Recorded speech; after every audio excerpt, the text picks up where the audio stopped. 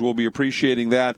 And I'll tell you, it's been since 2010 since the Pirelli World Challenge has raced at this place.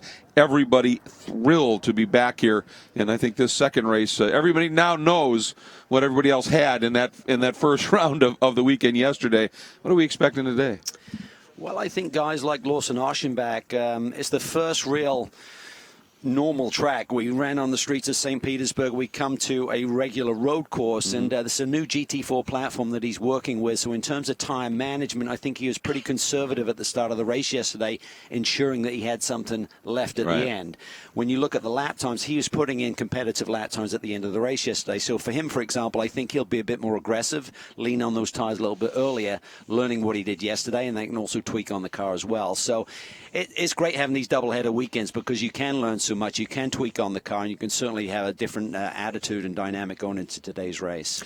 And as always, folks, on the second day here, you're eavesdropping today on what will become the CBS Sports Network television show. So fairly often there might be some long layouts while we're talking to producers and such and setting up the next segments and the like. We'll try and crank the volume for you so you can just enjoy the sights and sounds of the GTS. And, of course, as we get into the other races over the weekend, or over the day, I should say, and just really enjoy it that way. And you may hear us repeat a few things because some things we say when we're talking about something on the web, we go, we got to get that into the TV show, so you might hear it a couple of times. But just hope you enjoy it here and just enjoy this track. It is something very, very special. One of the things, though, Cal, we talked about it yesterday, a lot of water here in the early part. The ground is still a little saturated. This track doesn't have gravel. It doesn't have paved runoff areas, and it slopes off at the edge. So, in a way, this is a track that requires extreme precision this week.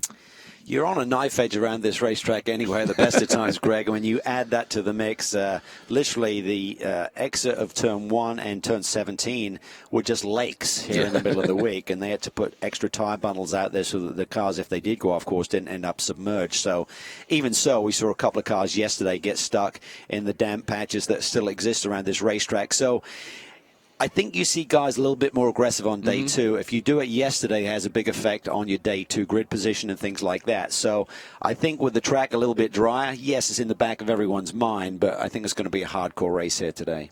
This is an interesting track, too, because it has a little bit of everything, and there are the cars that excel in the technical low grip stuff. There's some of that here. There are the cars that excel in the high downforce, high speed sections of the track. Certainly the climbing S's here is where they excel, and so you do sort of see a balance over the course of the lap. One car might be really good here, and then they're maybe not quite so good there, and that makes it very, very interesting. It does, and you hit the nail on the head there with the first sector really being pretty technical in terms of needing good mechanical grip, getting the car to turn quickly, good change of direction. Up through the S's, if you do have downforce, then that will certainly come into play there in terms of being able to keep it flat through those climbing S's. And then the last sector, down there, you really have to have good compliancy with the curbing. You need the car to be able to ride the curbs there to actually shortcut the track a little bit, get a good exit line coming on that front straightaway. So you need it all around this racetrack, and you certainly see that when we look at the sector times today. Yeah, it's just someplace very, very special.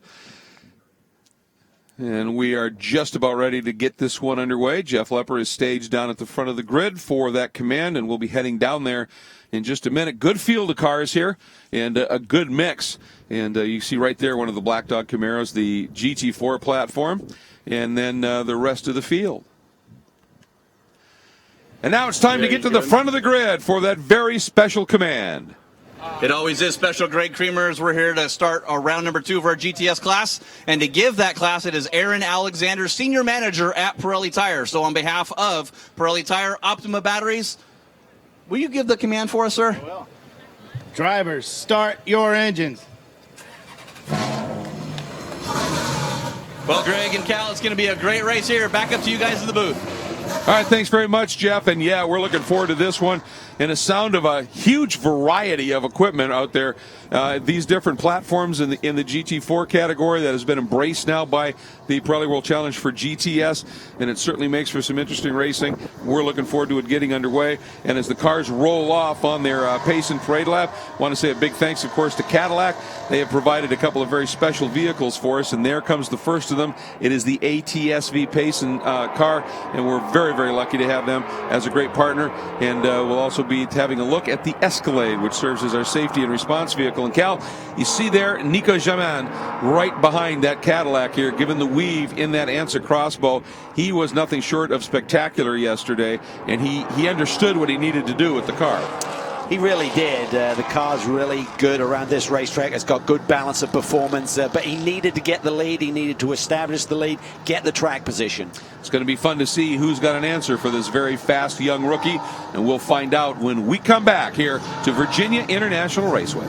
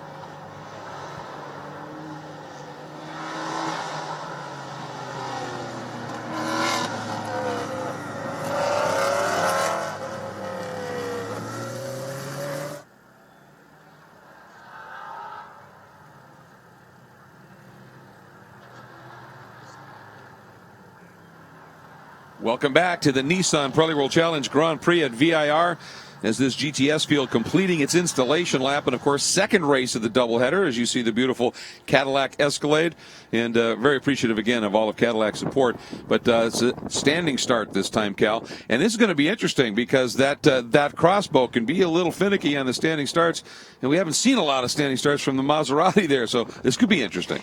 Yeah, well, Nico's been faultless so far. Let's see if he can tick the next box right now.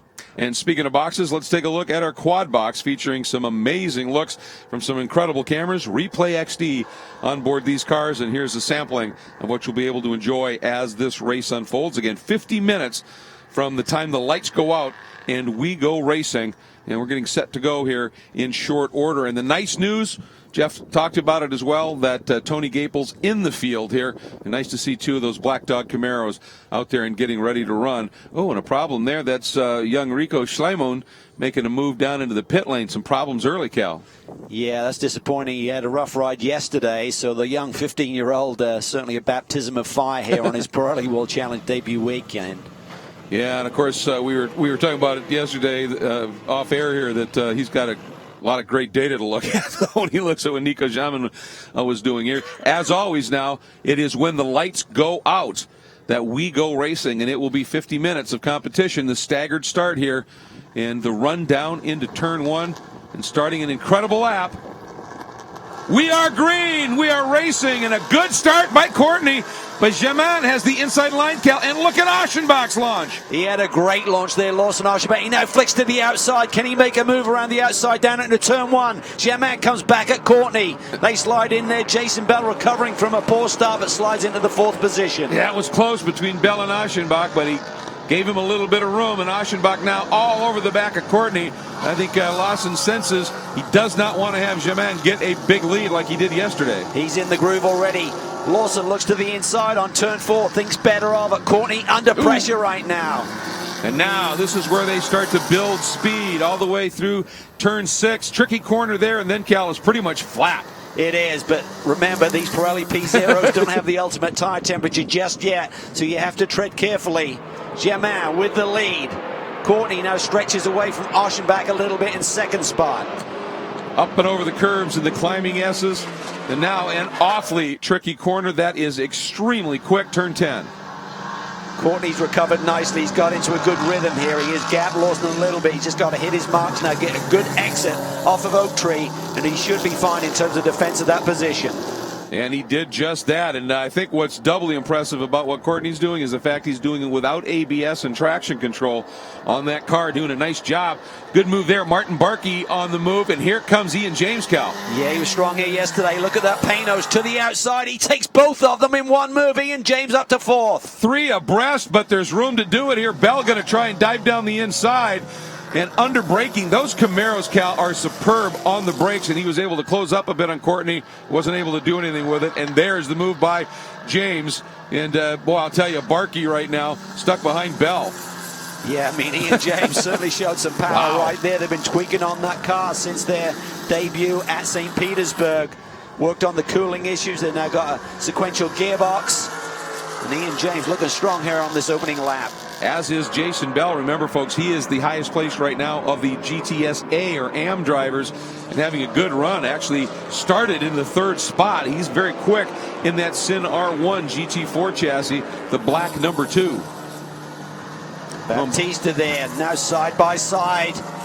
Tricky little corner and brake zone right here, a little bit off camber. You're leaning the car to the right. Look at that, Baptista to the inside of Barkey. Look at Mantella, they try to go 3 wide there. That's not going to work. No, that corner, it tightens up so much, doesn't it, Cal, that you've got to give each other a little room. Baptista has been really solid here in the opening 3 rounds of the championship. Some nice moves here at the beginning of this one as well. He was very impressive in the early part of round 3 yesterday, and then of course, as Jeff talked about, having that blower hose fail on him, and he just physically ran out of energy in that one. But when it's all right, he's quick. Yeah, we thought it was maybe a little bit of tire dig. We saw the car getting a little bit wayward. He was just hanging on in terms of the temperature of him, not the tire temperature. Here's up into the iconic Oak Tree turn. Of course, the tree was felled a few years ago, unfortunately, by some weather, but it is still a great corner, and it's a hugely important one because it launches onto this very long straight. It really does. You can see Baptista here trying to hang on to Jason Bell, get a little bit of a draft. The crossbows just drop back a little bit. They don't have the ultimate top speed as some of the other cars in the class, but that lightweight machine is dynamite through these twisty sections. Well, Baptista just glued to Bell here. That is the battle for the 5th spot. Bell has it at this stage, and these two are easing away a little bit from Barkey. Yes, they are, but Barkey, you could see there, he closed that gap through that downhill section. He's a lot closer now than he was at the end of the back straight into 14. Now Baptista trying to get something happening here, but not able to do it at this stage.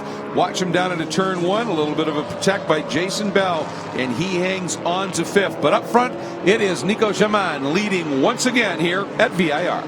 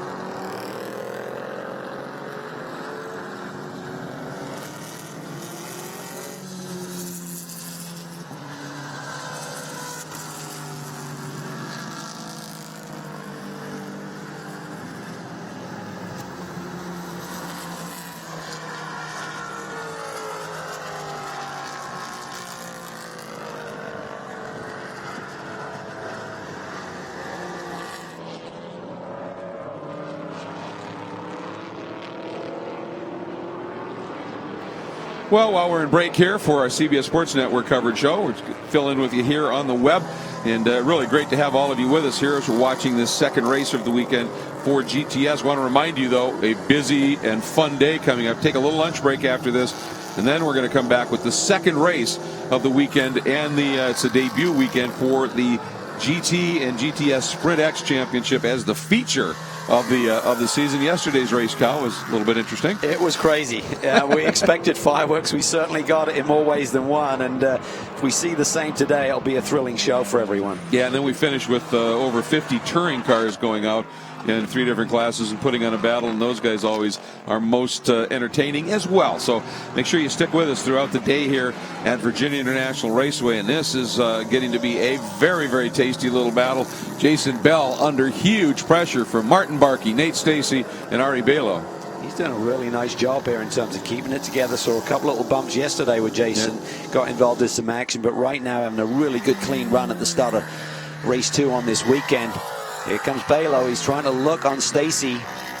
They had a run on Mantella on that previous lap and made the move. Now they're side by side down into that break. So look at Balo. Wow, he's going to get Takes 2 of them. Barkey. That moves him up into the 7th position, I believe. Yeah, that's impressive stuff. I mean, he just drove right by Stacey, then got Barkey as well. I love straightaway speed. Yeah, what is it? Our compadre Darcy Schrader always said, "You want a car that handles good on the straights." And that certainly seems to have it. Barkey now really hounding though Nate Stacey, but you can see right there, you get to about halfway down that front straight, and Stacey just able to ease away a little bit. I think what you see here, Greg, is the dynamic we're talking about with that crossbow. You see these guys, Mantella and Barkey, very much in the mix. They've got good lap times. They keep getting past. That's what Nico Jamin was aware of. He realized that car was vulnerable down the straightaways. Yep. He had to get the lead early. He had to stretch it on the opening lap and allow that buffer. So, yeah, someone's going to close, but then he gets to the twisty section and he just keeps stretching it. And what makes that work is when you've got the gift of being able to hustle a car on cold tires. And that's where the natural ability truly comes in. I mean, I've raced against guys like that in my career where they just have the ability to put it all on the line on those opening laps and have the gift and the natural car control just to keep it together. And it's all about feeling the grip, Greg. Yeah. Ultimately, if you can feel the grip, whether it's ultimate grip or when you've got just 40, 50, 60, 70, 80% grip, but maximizing the potential of the tire. It's when you've really got the 2 most important sensors in the car going. I call it LC and RC, left cheek and right cheek. And you can feel exactly what's happening. Trouble was I used to have the middle one going. Yes. Fun stuff here, absolutely. And, Jamin clearly has that ability and is putting it to good use. But this battle right here is still absolutely compelling with Bell hanging onto that 6th spot and a train right behind him. Jamin has opened up a margin now of about 3 seconds over Courtney, who's got a 2nd and 2/10 over Aschenbach. And then they've got about 2 seconds back to James. But this battle, very, very strong right now. Yeah, I'm going to be curious to see how that Panos does in terms of the long run here, because Ian's got good pace right now. He's dropped down into the 155 range. And that's really, really competitive. Gemma is kind of in his own league here. Got several tenths over the rest of the field. But that's competitive with Courtney quicker than Aschenbach. So there's potential for Ian James to close in on a podium run here today. Yeah, they are really working on that car and doing everything. And what's, I think, doubly interesting and impressive is that they haven't been able to do, Stacey on the touch on Ari Balo. Yep, very late. And I think Stacey may have a broken left front corner. I'll tell you what, he may get a ding from the stewards as well, but that shouldn't turn that much, I don't think. It'll be interesting to see. Maybe not, but you can see there's steam and damage. So he maybe got a radiator too there. So, all right, folks, we're going to pause for just a minute, and we'll be back in just a few seconds with our CBS Sports Network coverage.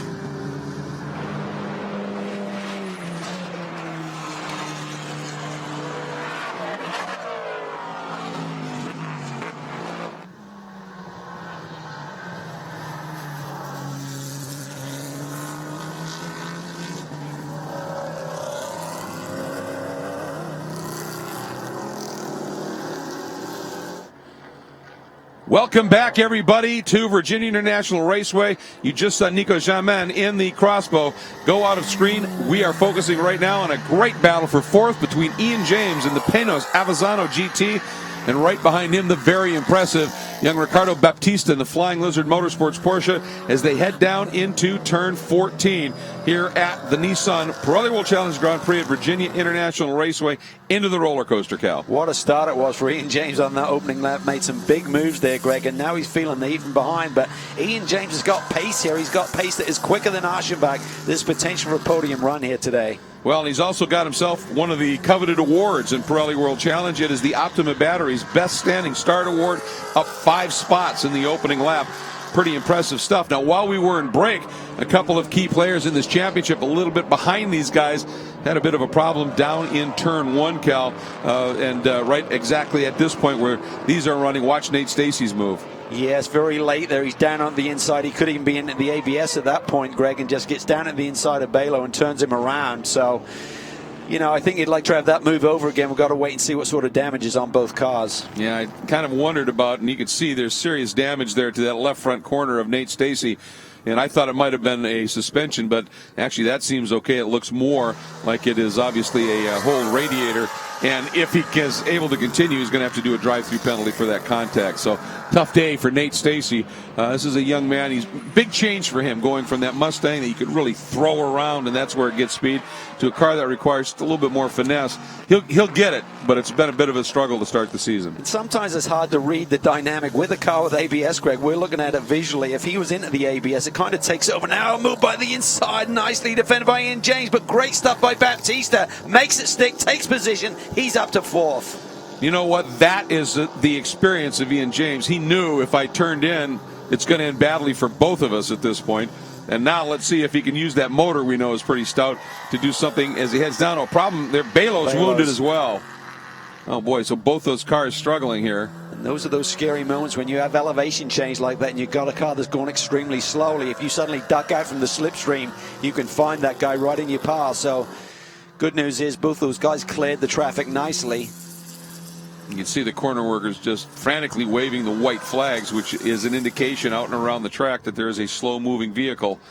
And they dealt with it beautifully. And this stage now, Baptista has been able to open up just a little bit of room here, and that's what he needs. There's Nico Jamin, who's basically repeating what he did in round 3 of the championship, just opening up a margin here. And although it's a bit bigger than it was yesterday, at about 4.5 seconds back to Courtney. Yeah, it was just superb what he did here yesterday in terms of taking the lead in this corner, stretching it, maintaining the gap so he's not under threat down the straightaways.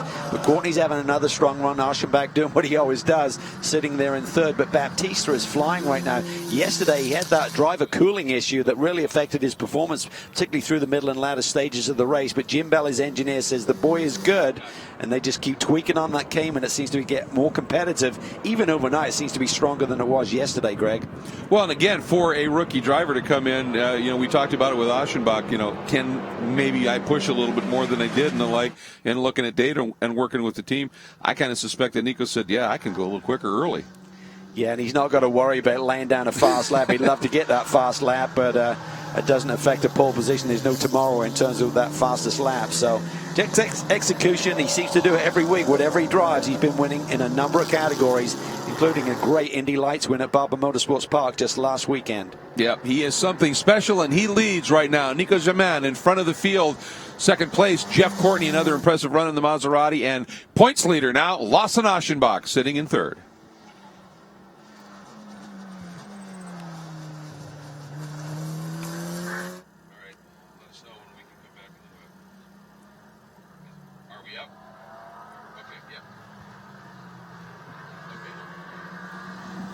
Well, as we're laying out for our CBS coverage, back with you here, and you have to be immensely impressed with what we're seeing from Nico Jamin. Yeah, I mean, it's been flawless. Wow. I mean, I'd love to see him in a strong battle so we can really see how he races. But in terms of when he had to make a move yesterday on the opening lap, he was decisive and clean, and then he just hits his marks. But this isn't over. I mean, Courtney's still hanging in there about 4 seconds back. He's laying down some nice lap times as well. There's other quick cars in the race, but maybe Nico is just managing it. We see Baptista, a really nice run here today He's got around Ian James a couple of laps ago. Now he's trying to chase after Lawson Archambault. The gap is just 1.8 seconds between Lawson sitting in third and Baptista in fourth. And Baptista's last lap, though, was about 0.4 quicker than Lawson's. And that's the guy that Lawson's really referencing in terms of a championship. So I think that's the key so. thing. Yeah. It is, because we keep talking about the fact, okay, he can afford for Andrew Aquilante to sweep at St. Pete, Germain, get maybe sweep here this weekend, but it's a little bit of debris there. You can see Lawson having to jink around. I don't know whether it just came off of Courtney's car or whether he just hit it. That's interesting. But in terms of the potential threat for the championship, Baptista right now has probably shown the strength to maybe get Lawson's attention, so he won't want to give up points to the Porsche right now. Ooh, yep, he giving it a little bit of well. You can see the back end just come around a little bit. So didn't see that yesterday. No, we sure didn't. And there's a look at Jeff Courtney. We talked about the fact that it's an amazing story that he was so frustrated with some problems on the car that they weren't sure they were going to make it for the weekend, and he honestly wasn't sure whether he was going to continue in the championship and in racing. It was that frustrating. And then he remembered a few things of people and passion, and he said, you know what, I'm just going to stick with this here. And wow, good thing he did. Pole for yesterday's race, and he's he is truly one of the nice people in the paddock as well. Yeah, he's really a cool guy. Looking at some of these straightaway speeds, Germain 139, Courtney 145, Archambault 146, Baptista 149, James 148. Clennon 154 with the McLaren, so that's really stout. Yeah, it's very slippery, obviously, and the like. And the other one in the field, unfortunately, George Kurtz, they had a problem. That's the Global Motorsports Group CrowdStrike McLaren 570S. They missed the race yesterday. Unfortunately, they had some turbo issues that they couldn't resolve, and they got the parts overnight, got it fixed, but problems already for him as he's back in pit lane. Go back just a little bit. In the AM category, it is Bell, 7th overall, leading that in the number 2. Racer's Edge, Center 1. And then you've got Clennon, we just talked about in the 62 Pork Belly McLaren. Right next to him, that's 8th overall. And then Mantella sitting in 9th overall, but 7th in the Pro category. And the great news, Tony Gaples right there now, 3rd in the GTSA category. He came in leading in the points, so when he agreed to give his diff up, and he's the team owner, he was making a big sacrifice. Huge. But he understood the big picture, one for the overall championship, and also they're very, very, close to GM. Yes.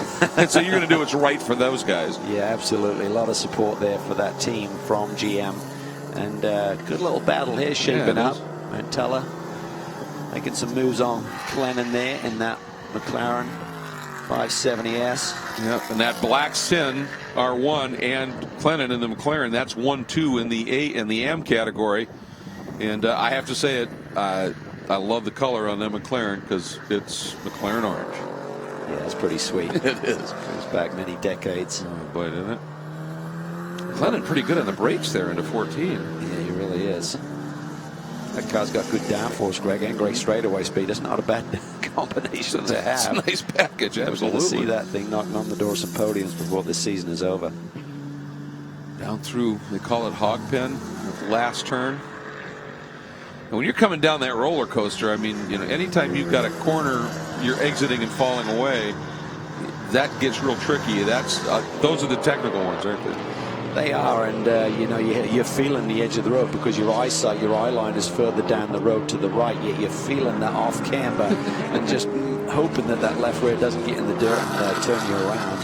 And particularly this weekend, we had lakes literally out there. Oh, Baptista! Oh no! Unbelievable. Baptista car is stranded there on the exit of turn 3, it looked like. And that was really shaping up into a nice fight between Archambault, Baptista, and James, because Baptista and James were closing in Lawson. Yes, they were. Oh, you wonder what happened there. I don't see, at least on this side of the car, damage or anything. You can see the lights just flashing, so. That's a shame, because we talked about someone threatening Lawson Archambault for the championship. He can't afford to have a bad point stay.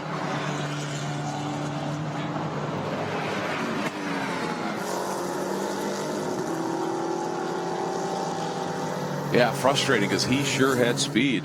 Yeah, remember, you got to do 20. You got to do 50% of the race. Right. We're not there yet to get any points. Yeah, no, So they got to somehow try and get that car mobile again and get at least a few more minutes on the board to score some points today. Well, look at Mantella. And you were just talking about the top end of that McLaren, and Mantella was able to stick with him for a little bit, but then you could see Clennon start to drive away. And we're going to pause here on the web, folks. We'll be right back as we continue our coverage for CBS Sports.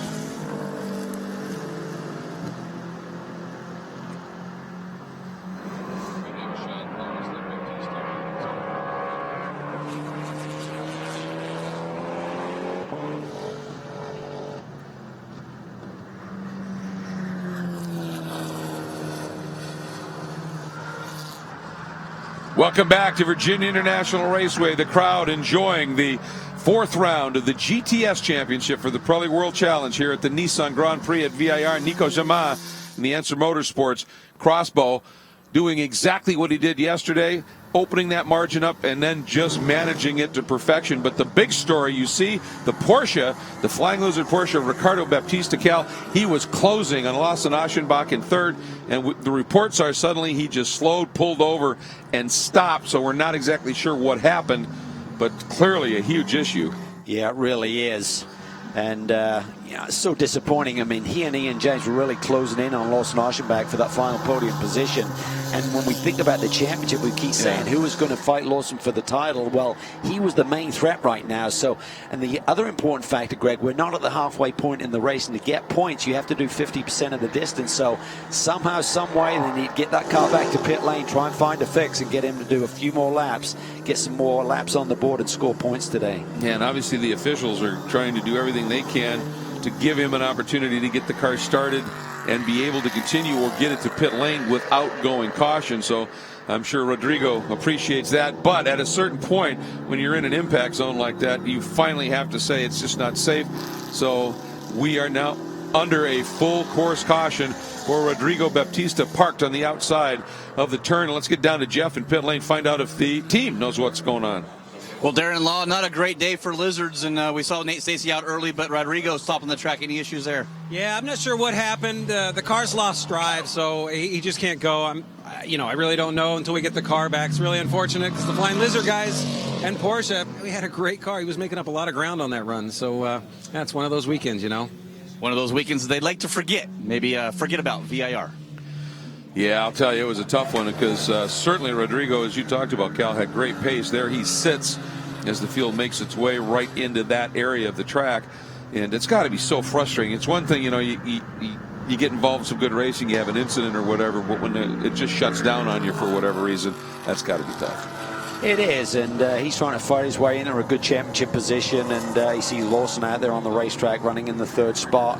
He felt he could have chased him down, stole some points away from him, and now he may not even get any points today unless they can find some life into that car. Yeah, that's critical. Absolutely it is. And now that, of course, promotes James into the fourth spot. Martin Barkey up into fifth. Bell now in the sixth spot, leading in the AM category. So everybody benefiting just a little bit, but perhaps most of all, Lawson Aschenbach at this stage. And with this caution, Cal, all of that huge margin of 4.5 seconds that Jamin had over Courtney and the margin he had back to Aschenbach evaporates. And that slightly heavier Camaro, if there were concerns about tires, that helps there too, doesn't it? Yeah, and Ian James was chasing Lawson down a little bit. He's shown a lot of power with that Panos here today. He could certainly be a threat here. So Lawson's going to be on his toes. I think Lawson's main goal here would be trying to nip by Courtney if possible and then use him as a bit of a buffer. But Courtney's got great pace too. So this is what racing's all about. He's got a fight on his hands today. Boy, he does, and it's going to become an even shorter sprint as we are just under the halfway point here at Virginia International Raceway in round 4 for the GTS Championship. Under caution, it should be a relatively quick cleanup, and then we should be back to racing. So while we're under caution here, we're going to take a break at Virginia International Raceway. We'll be right back. Stay with us.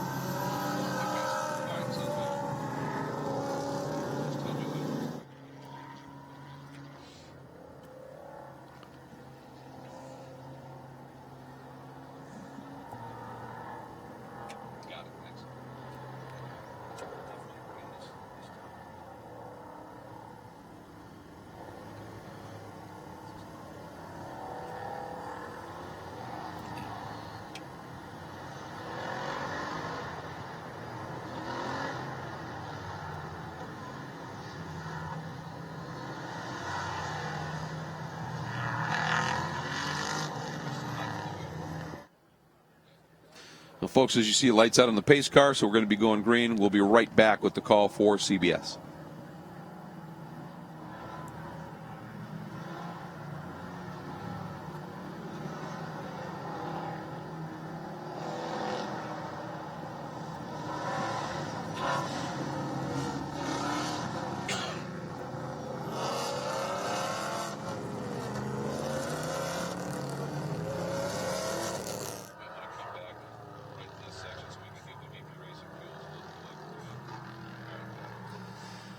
Welcome back, everybody. Lights out on the Cadillac ATS VR, the field heading into the VP Racing Fuels acceleration zone.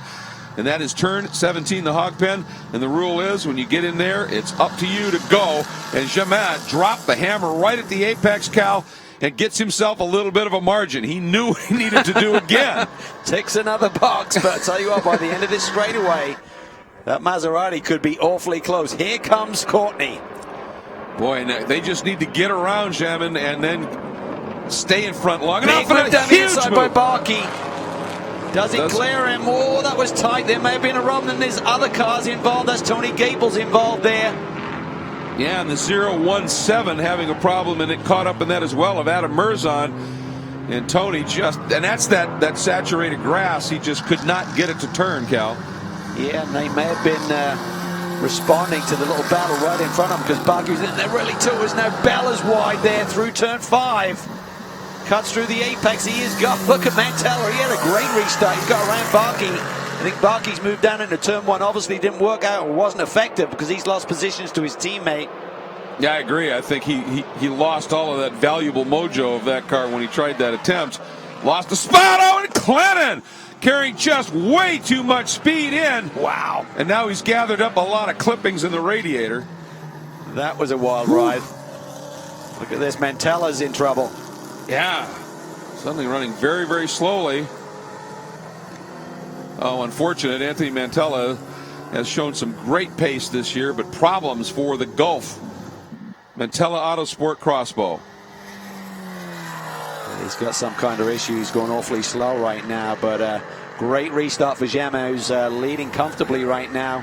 Courtney is chasing hard, and Arsene back seemed like he fended off Ian James for that 3rd position.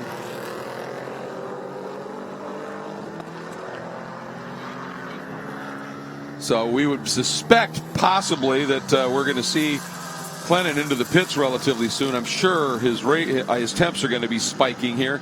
Not as hot as it's been at other points of the weekend here, but still plenty warm, mid-80s and humid.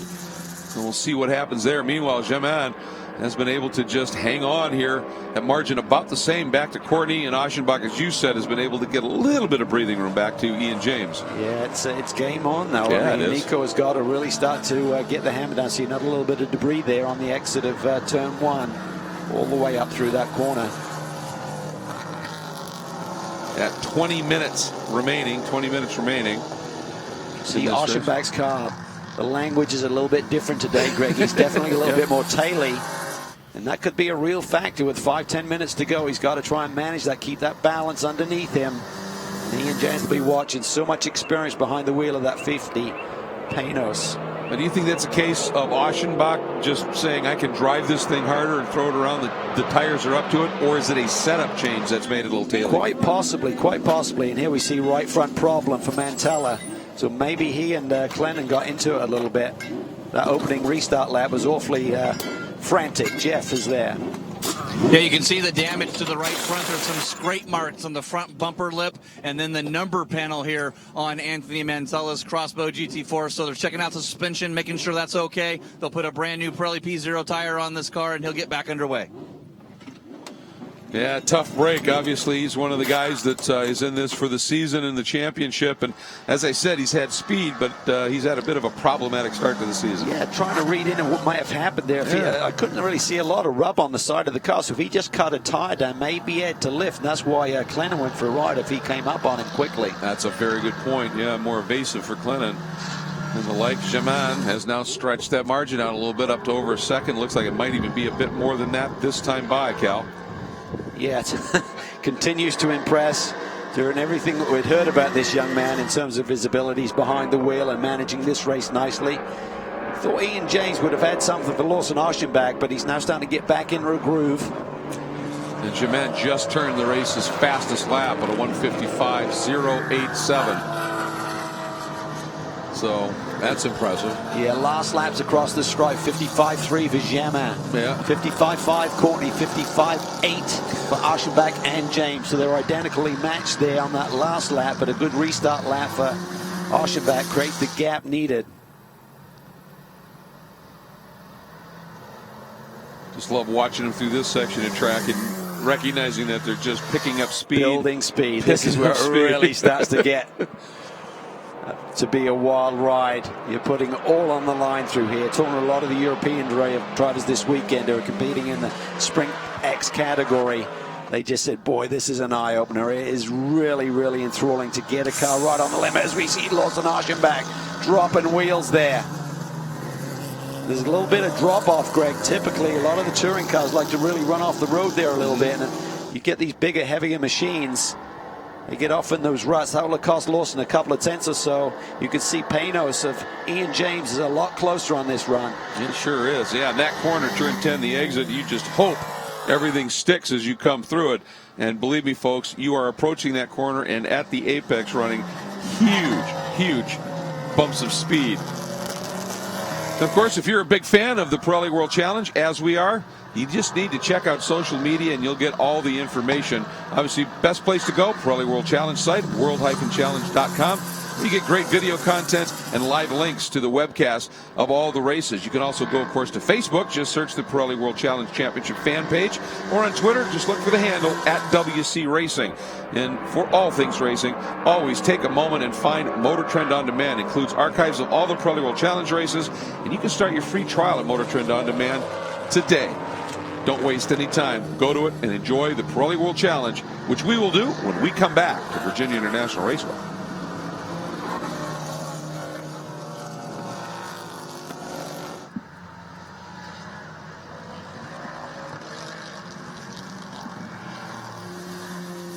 Now we're in break for our CBS Sports Network coverage here, and yeah, we kind of suspected at some point we were going to have to see him down in pit lane. I mean, that grill was absolutely something.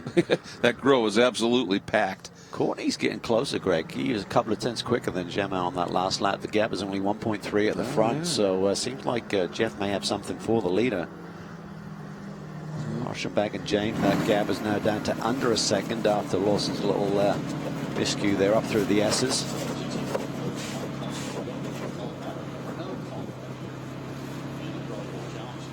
I have to clean off my 9-iron after I've been in the rough. Yeah, well, it was pretty obvious. I mean, that those splitters just turn into blades when you run off like that. Oftentimes, in other scenarios, they turn into shovels. And at least this was just Courtney is closing. Impressive. Courtney is closing. He's got straightaway speed. He's going to be even closer. We're getting in this brake zone. Courtney's as close as he's been on the starts and restarts throughout the course of this weekend. You almost wonder if he just realized tires are there, had that caution, gave him a heat cycle, and just give it a run. Well, it's 1.3 seconds across the stripe last time by. Let's see if he is indeed closer. Not sure if he got a good run through hog pen or not. Yeah, down to 1 second, just under 1.1. So and he just set fast lap. Yeah. It is game on. Sure is. Time on the board. Yep, just under 15 to go. And Aschenbach turning up 55.6, James a 55.5. So that battle is not going anywhere. No, Bell 8 tenths. Bell now up to 5th overall, topping the AM category, and Cameron Castles having another quietly effective day in that 018 entry from K-Sit Racing, sits 7th overall, 2nd in the AM category. Yeah, he's done a nice job, Cameron. He's had some success with Trent Hinman in another championship. And I think Trent's here this weekend, certainly racing here, but I'm sure he's coaching these guys through the course of this event as well. Oh, and look at James. That Avezzano GT is finding some speed. Looks good. Yeah, it does. Tom Milner Sr. at the helm there for the Panos team, and a lot of good guys on that squad. High quality people developing that machine. Absolutely. Great history, Tommy Tom Milner has with racing, of course. And Barkey has gone around Bell on this lap, picked up 5th overall. So your top 5 right now are all pros, but Barkey a long ways back of the Aschenbach-James battle at this stage. Funny how we default to Tommy when we're talking Milner. Exactly. I can tell his dad, his son is more famous than him now, so he disagrees. Of course. Of course. Well, but he's said Tom Milner said, yeah, I decided to take a vacation from retirement and come back and work on this program. And I'll tell you what, they've got a wheelman behind the wheel of that Ian James. Yeah, he's the perfect fit, lots of experience. And, you know, they're looking at potentially running a second car, and the gap now at the front is less than a second.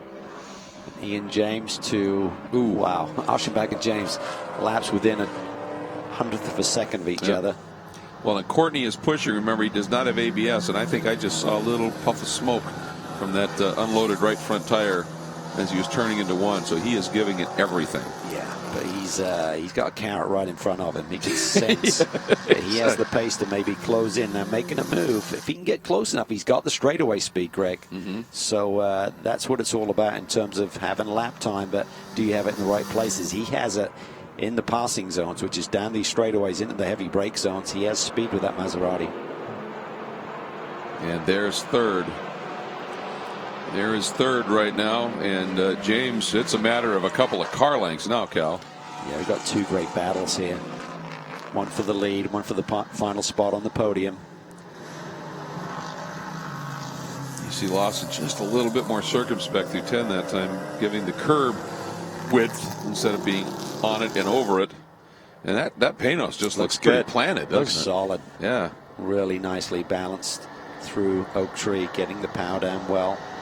There's good straightaway speed. Let's read off the straightaway speeds as they hit the timing line. Right now, 139 for Germain, 146 for Courtney, 147 for Aschenbach, and 149 for Ian James. So a couple of miles an hour, he may have been picking up a little bit of a draft there in terms of his proximity to this Camaro, but very, very strong. Down through the roller coaster. Just using those curbs. It's that compliance that you need. Yeah, exactly. Leaders are stretching it on these 2 guys a little bit. See what it is at the front. It was 0.95 is 0.94. So Courtney, wow, slashes 100th of a second out of that lead. Yeah, and that margin now from Courtney back to Aschenbach up to about 4 seconds at this stage. Heck of a run by Jeff Courtney. He keeps throwing down fast lap after fast lap. Yeah, he sure does. 155.054. His best lap a couple of laps ago. Yeah. Followed that with a 55.1. But Gemma had a 55.1 too. So he's eating into it, but slowly. And yeah, Courtney has just been superb in the second sector. Germain has owned the first one, which is the real twisty stuff, and you'd expect that. Trouble is, when you're cutting into that lead by 100th of a second a lap, he needs 94 laps to catch you. Yeah, that's the story right there. Be interesting to see. I mean, really, at this stage, as we're just under 10 minutes left. The battle. Oh boy, I'll tell you. But you know, that's the thing. One little misstep by the guy in front of you, and then you're there. Will we see any traffic come into a factor in these last few minutes of the race? Too, yeah. Certainly, I would say that the Panos balance looks a little bit stronger than the Camaro at the end of the run here. So Ian James will definitely be thinking that he's got a chance at the first podium run for that car. Well, and that's something that we've talked about. We saw the top speeds of these cars being relatively close, within a couple miles an hour. And, you know, we talk about weight restrictors, but take a look at the ride height on those 2 cars in the spots. You could definitely see that Camaro, by rule right now, is being required to run a bit higher, and that's going to affect the performance.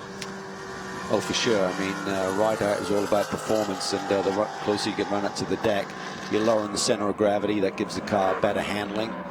Jamas stretches a little bit by 500. This is amazing. So he just laid down the fastest lap of the race. Nico Jamal, a 154.92, but Courtney was at a 154.97. And that's about 3/4 of a second faster than the 2 guys that are battling out for third. So these 2 guys in a league of their own pace-wise. And, you know, it's great to see, obviously, a superstar on the rise, and I think that might just define Nico Jamin. But, you know, I love seeing what Courtney's doing here. Jeff. Yeah. Well, yeah, that's what I was getting at was, you know, to see one of the guys that's been in the championship for a long time just having a mega weekend. It's fantastic. It is. That's what's great about this series and about this category in particular, Greg. Yeah. So many different brands, so many different platforms where they achieve their speed around the racetrack, but at the end of the day, it's great racing. And Jeff, you know, this is not a big program that he has, you know, put together. This is a fairly small, very tight-knit team, and that wreck stuff, Maserati, but they give it everything they possibly can. And, you know, the other thing that's kind of cool, you know, just seeing Nico, you know, I always love it when you see somebody in the early part of the career that then has one of those massively successful careers. It's just neat to be able to call one of those races in the early going. I had the chance to do that years ago in the Barber Saab Pro Series with a guy named Juan Pablo Montoya, and he came in, and I went and at Miami on the old street circuit, and halfway through the race I went, I think we're seeing somebody pretty special here, and we may be doing that again. Yeah, this young man is the real deal. And but he's got a guy who's kind of sitting there thinking maybe he can do something. Let's see what the gap is. It was 0.996 last time across the stripe. 0.98. So, and Courtney just resets fast lap, and this is awesome stuff. Yeah. Really, really good. And what's impressive, Greg, is that these Pirelli P0s are allowing these guys to achieve this lap time this late in the going. This is what drivers love, is something that you're not having to factor that in. You just keep running the car, pushing it harder and harder as the fuel load burns off. The car, theoretically, if the tire stays with you, should get a little bit quicker. Yeah, as it gets lighter, everything just gets a little more responsive, doesn't it? It does. You're not pulling as much weight. You're not having to break as much weight. But normally it's got, you know, two kind of graphs kind of going over each other in terms of the tire performance should be going away. It's hard to build a tire that's going to give you performance in qualifying and in opening laps of a race and then still give it to you 40-50 minutes in. But certainly Pirelli has done a great job with this time. They really have. Jamin there was pushing hard. First time I've seen the guy really like beyond the edge. And he was really looking to roll speed through Oak Tree to get onto this back straightaway. He realizes this is where he's vulnerable, particularly this second half. This is where Courtney will really close in on him, give you those trap speeds again as they hit the mark right now. 139 to 146, so 7 miles an hour difference between those two cars at the end of the straightaway. Down the hill they go, and 100-foot drop in a very short order here. And again, a very tricky section of track as they work through. And you can see James in the background continues to run just a couple of car lengths adrift of Lawson Aschenbach. We're going to pause here, folks. We'll be back to take you to the finish on our CBS Sports coverage.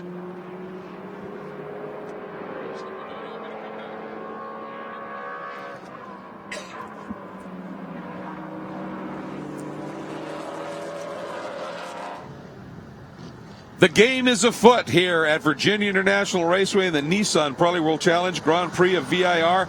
Nico Jamin, who had such a strong run to the win yesterday, started on pole, got out front. After that caution, Jeff Courtney has found it, and the two of them have been trading fast laps. The margin cal right around a second here, and every time Courtney closes, Jamin hasn't answered, then Courtney closes up again, and behind them, the battle for third between two full season protagonists, Lawson Aschenbach and Ian James, equally good, if not better.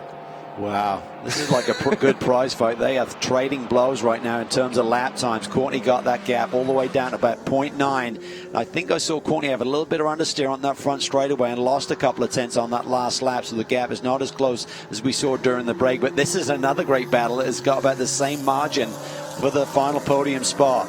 Lawson Aschenbach, our championship leader right now, trying to fend off Ian James. Look at the balance in this Panos car. They've got such a great crew, led by Tom Milner at the helm, but great experience, great staff, great engineers there on the Panos team, and a lot of experience behind the wheel as well. Yeah, just great fun to see that Panos come in. He is. He is picking up the draft. He seems like he's had about a couple of miles an hour on that Camaro down the straightaways here this afternoon. And just to keep you up to date, in the AM category, sitting 6th overall, Jason Bell in the number 2 Sin R1 GT4 leads the 018 Kasich Racing Porsche of Cameron Castles. So that's where they sit in the 6th and 7th spot overall. But we're focusing on a couple of these battles at the fronts, and this one is the one that's the big issue. And of course, Rodrigo Baptista had been so quick a little bit earlier and then ended up with that mechanical problem and stopped. And Aschenbach, that's going to help him in the points, obviously, because James a bit further back than Baptista was, but still, it's a long season. It really is, and it's a shame for Baptista because he had an amazing run, and we really feel that he's turned into the biggest threat championship-wise. Ian obviously had that DNF in round 2 at St. Petersburg, so he's not up there in the points right now, but that car's going to continue to be developed, and here we see that great battle. Yep, a little bit farther in the back here. This is the machine of Chris Beaufait. That's the red Sin R1 GT4. That is the number 45 car. And Rico Schleman, who's the young 15-year-old, and they're actually having a battle right now for the final podium spot in GTA. They both had some issues early, and now they're having their own little scrap here a little bit farther back in the pack. Yeah, this is really good because we saw Schleman in the pits right before the off, so they obviously got an effective fix on that car from the Answer Motorsports team. Now he's having a nice, good, clean run here this afternoon. And up front, here it comes. This is, again, Nico Jamin. And last lap, Courtney uncorked a 154.6, which is well clear of the best lap that Jamin turned a few laps before. So we thought Courtney might be fading a little bit. And he is closer than he's ever been. Exactly. This is really, really close. This is going to be under a second if he can get a good, clean run. Let's watch him through here. Through the roller coaster, that final corner a couple of laps ago, I saw a lot of understeer on this Maserati as he comes on the front straightaway. Watch right here. That looked good. That looked good, clean. But that's where that crossbow is really effective. You can see the gap. It magnifies right there just before they hit the stripe.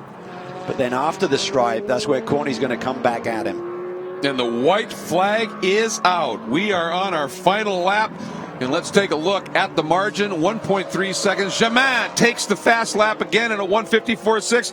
And the Panos on attack mode, Cal. On the final lap, Ian James going for that final spot on the podium as Courtney continues to chase after Jamin. And that's the margin. First to second, and then the battle for third is incredibly close here. Working through this highly technical turn 4, 5, and now 6. And then the blast up into Oak Tree that involves these two sets of S's, building speed. And these two, Cal, have opened that margin up to that battle of third to almost 8 seconds at this stage. They are truly in a league of their own. A little bit of traffic up ahead. I'm not sure they're going to catch them before the finish of this final lap. Nico Jamin has responded. Courtney laid down the fastest lap of the race, and the leader does exactly the same thing on the next lap. Nico maybe just making sure he had a little bit in reserve. We saw him really starting to push it a little bit, Cal, but it looks like he knew exactly what he had left in the quiver. He did. A nice clean run there through Oak Trees. Managed that gap beautifully. Courtney will certainly reduce it as they get up to the brake zone for 14, but Jamin looks to be in prime position to sweep the weekend. Yeah, and look at this. Now Aschenbach has to go into defense mode. Okay, that's a couple of moves. I'm not sure what the stewards are going to be thinking about that. No, I guess as long as he's doing it first. But here comes Ian James. He's got the straightaway speed. He's got to run on Lawson Aschenbach. To the inside. I'm surprised Lawson left that door open, but he knew he gets to He touches him. A gentle love tap. Ian James to the outside, side by side, down through the roller coaster. And Aschenbach not wanting to give up. Oh, he touches him. Another one. Here we go. Final corner. Oh boy, squaring out off the bottom onto the front straight. It is the Panos in third, but will he hang on to it? Jamin getting the win over Courtney. And here we go. It is the Panos getting its first podium in Pirelli World Challenge GTS competition. What a fabulous run. But Nico Jamin up front sweeps the weekend, Cal. Wow, what a motor race. That was thrilling. Unbelievable stuff. And Jamin, boy, is he going to be somebody to watch into the future. But let's give a little bit of a shout out to Jeff Courtney, one, doing this in a car that does not have ABS or traction control, and we never saw that car have any significant movement out there. Pretty impressive stuff. Oh, it's been an awesome drive by him this weekend, Jeff Courtney. Hats off to you, mate. That is brilliant stuff. Nico, very, very impressive. But that battle for third spot was amazing. It truly was, and these guys are still hustling it here, Cal. I wonder if there may have been a little bit of a misunderstanding on something, because these guys are still looking, to me, to be driving it pretty hard.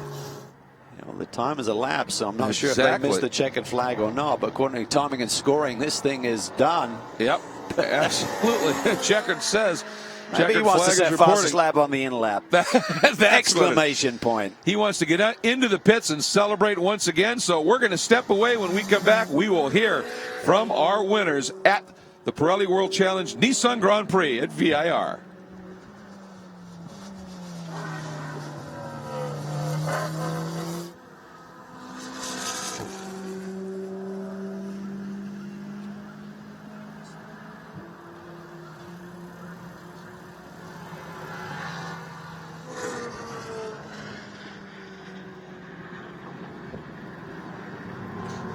That final few corners with James.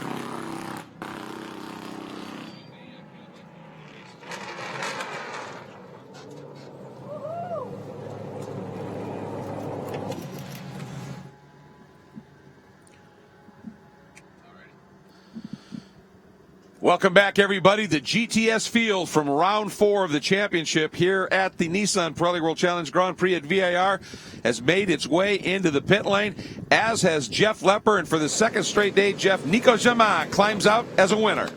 He's giving Alan Nadell a hug here, the owner of Anza Motorsports, and Nico will get that helmet off and the Hans off. Superb drive here, led flag to flag, never challenged in this Crossbow GT4, making it 2 in a row here for this young driver. Hopefully he can be a staple here of the series, and trying to get his gloves off right now is congratulations once again, Jeff Courtney and then Ian James. It's going to be exciting if we get a chance to talk to all these drivers here today and get that helmet off, the balaclava. And Nico, you're able to get it done here 2 times again. Had a little scare there with the yellow, but nothing for you at all.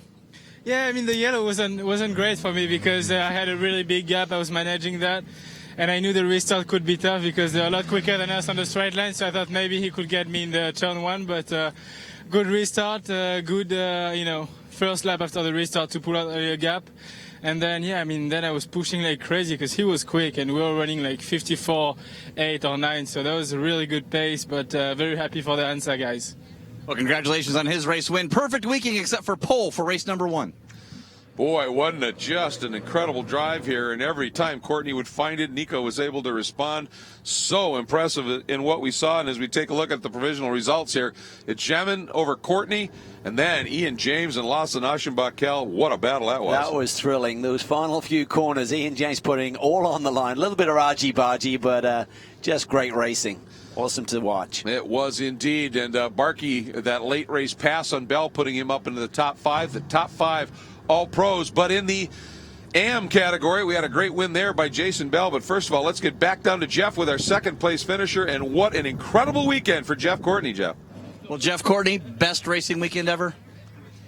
Yeah, I mean, I think probably any other weekend I feel like we had a car that could win. And for being fresh off last year, I feel like I'm driving really good. The crew did a great job. I mean, it's incredible. I tried to push really hard at the end there. Again, I don't know if he was managing me or not, but I heated the tires up the last 3 laps, really going for it.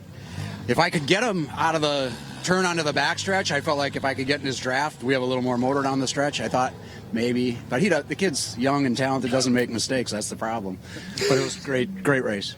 Well, Jeff Courtney here, second place today. Yeah, just a wonderful weekend for Jeff Courtney, and I'm sure, like we said, they went through some problems trying to get this car. They had electrical issues they couldn't sort. The curtailed testing. He was hugely frustrated. This is the kind of weekend that then you go, yeah, I'm glad I stuck around. Yeah, for sure. That's a big smile on his face. Great performance. I don't think Nico was managing it. He was pushing as hard as he could, as he said. Yeah, absolutely he was. And now, of course, what a battle to the final spot on the podium, Jeff. And Ian James, Lawson Aschenbach, absolutely at war on that last lap, and James came out in front. Well, Greg Creamer said you guys were absolutely at war that last lap. Talk us through that pass for the podium. Yeah, I got a really good last lap there, and Arshan did his best, Lawson did his best to defend me down the back straight, but he was weaving around a lot, making a lot of moves, so just got a nose inside him into the last corner. We had a little contact at the end of the back straight, but we rubbed quite a bit, but that's racing, and so happy to get the panels back on the podium where it belongs. First podium for this Panos and Ian James here in Pirelli World Challenge. Yeah, just a great program, and I mean, I'll tell you, these guys just continue to work at it. We said they didn't get any testing in while they were trying to get that new gearbox installed, and still in all, when you've got a guy like Tom Milner at the helm and the crew that works on this car and a driver like James, things can happen. Oh, man, that was just sensational. The car looks good. I mean, it's going to be a threat this season. And, of course, we've got the amateur category that races here as well, and after a problem yesterday, Jeff, Jason Bell responding beautifully to the win. Well, your first podium here on the top step for you in that Sin R1. Yes, thank you. It was a really good day. Not quite as much as I kind of wanted to have the top step, but, we'll take what we can get. A lot of good racing, and car was slightly off from yesterday. We kind of went with some scuffed tires, so it was good and clean, fun. Well, Jason Bell not only survives here, but able to get the top step of our AM podium. Yeah, great stuff for Jason. Cameron Castle second in the 018 K-Sit Racing Porsche, and Chris Beaufet, his teammate, Jason Bell's teammate, Beaufet ends up in third. And so nice to see the both of the Racer's Edge cars up there on the podium, Jeff. Yeah, no, it was a really good weekend for all of those guys, and just a fun race. I mean, that was what it's all about, GTS racing at its best.